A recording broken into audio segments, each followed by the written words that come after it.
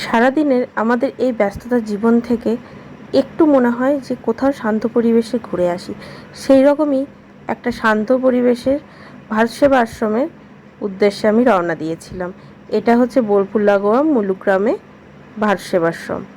তোমরা এখানে যেতে পারো, এমনকি একদিন থাকতেও পারো। এখানে সেরকম ফেসিলিটিও আছে, এনাদের রুম আছে, এসি নন এসি দু রকমের রুম পাবে, খুব পরিষ্কার পরিচ্ছন্ন এবং খাওয়া দাওয়া পাবে খুব কম পয়সার মধ্যে। তো এই হলো মন্দিরটা। আর এখানে আর একটা জিনিস আছে বলে রাখি, এখানে ম্যাক্সিমাম অনাথ বাচ্চাদেরকে রাখা হয়, তাই এখানে ছাত্রাবাস বা কলেজও রয়েছে। এই হলো মন্দিরের পুরো গ্রাউন্ডটা।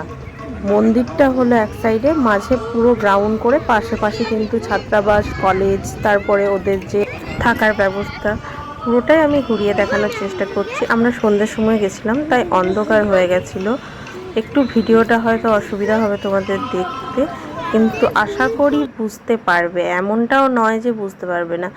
এইখানে যাদেরকে বসে থাকতে দেখছো, এনারা বাইরে থেকে এসেছেন আর এনারা এখানে স্টে করেছেন, আর এখানেই খাওয়া দাওয়া দেখছো। এই রুমটা হচ্ছে ওদের ফুডের জন্য।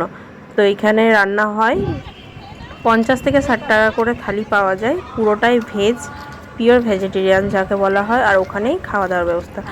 এটা হচ্ছে পুরোপুরি থাকার লজ ওনাদের।